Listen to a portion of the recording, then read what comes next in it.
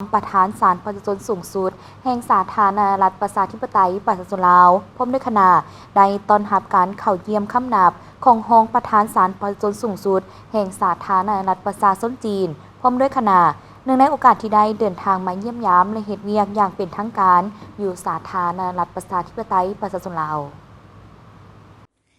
ในวันที่23ธันวาคม2025ที่ศาลประชาชนสูงสุดสหายนางเวียงทองศรีพันดอนคณะเลขาธิการศูนย์กลางพรรคคณะบริหารงานพรรคประธานศาลประชาชนสูงสุดแห่งสปป.ลาวได้ต้อนรับการเข้าเยี่ยมค่ำนับของสหายนางท่าวข่ายยวนรองประธานศาลประชาชนสูงสุดแห่งสปป.จีนพร้อมด้วยคณะเนื่องในโอกาสที่เดินทางมาเยี่ยมยามและเฮ็ดเวียกเป็นทางการอยู่สปป.ลาวโอกาสดังกล่าวสหายนางเวียงทองศรีพันดอนก็ได้แสดงความสมเสยและรู้สึกเป็นเกียรติที่ได้ต้อนรับสหายนางท่าวข่ายยวนพร้อมด้วยคณะ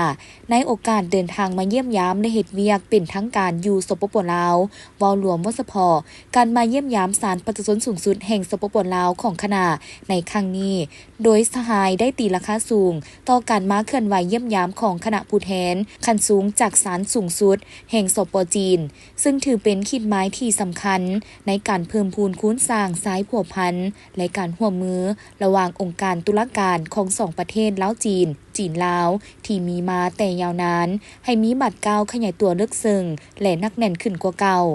ลาวและจีนถือเป็นประเทศบ้านใกล้เฮือนเคียงมีภูเขาและสายน้ำติดจอดกันมีการสร้างตั้งสายผูกพันกันทูตระหว่างกันมายาวนานซึ่งจะครบรอบ65ปีในปี2026มีการไปมาหาสู่ระหว่างภาครัฐและประชาชนสองประเทศอย่างเป็นปกติมีการพัวพันร่วมมือภายใต้แผนแม่บทว่าด้วยการสร้างคู่ร่วมชะตากรรมลาวจีนลาวในแต่ละระยะอันได้เฮ็ดให้ทั้งสองประเทศได้รับการพัฒนาการร่วมมืออย่างรอบด้านการร่วมมือระหว่างศาลประชาชนสูงสุดแห่งสปป.ลาวและศาลประชาชนสูงสุดแห่งสปป.จีนก็ได้ปฏิบัติตามบทบันทึกความเข้าใจการร่วมมือที่ได้สร้างขึ้นในวันที่7มิถุนายน2017จากนั้นสหายรองประธานศาลประชาชนสูงสุดแห่งสปป.จีนก็ได้แสดงความขอบใจต่อการต้อนรับอันอบอุ่นพร้อมทั้งขอบใจที่ท่านได้มีความเห็นที่เต็มไปด้วยเนื้อในอันสำคัญ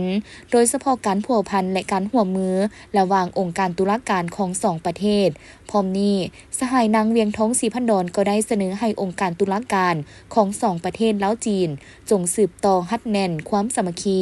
ส่งเสริมการผัวพันและร่วมมือให้หลายขึ้นเพื่อช่วยเหลือซึ่งกันและกันในใส่สร้างพนักงานผู้พิพากษาให้มีความรู้ความสามารถและกลายเป็นบุคลากรตุลาการที่มีคุณภาพเสนอให้ศาลประชาชนสูงสุดแห่งสปป.จีนช่วยก่อสร้างพนักงานผู้พิพากษาผ่านการแลกเปลี่ยนบทเรียนในด้านการดำเนินคดีแพ่งการบริหารคดีการบริหารศาลโดยเฉพาะการนำใช้เทคโนโลยีทันสมัยเข้ามาช่วยเวียกบริหารศาลและบริหารคดี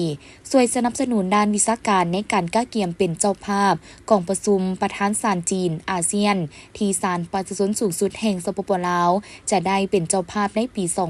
2027ในโอกาสที่สหายรองประธานศาลสูงสุดแห่งสปป.จีนได้มาเยี่ยมยามสปป.ลาวในครั้งนี้เชื่อมั่นว่าองค์การตุลาการของสองประเทศจะนับมือเพิ่มทวีการพัวพันและร่วมมือให้ลึกซึ้งและแน่นแฟ้นยิ่งขึ้น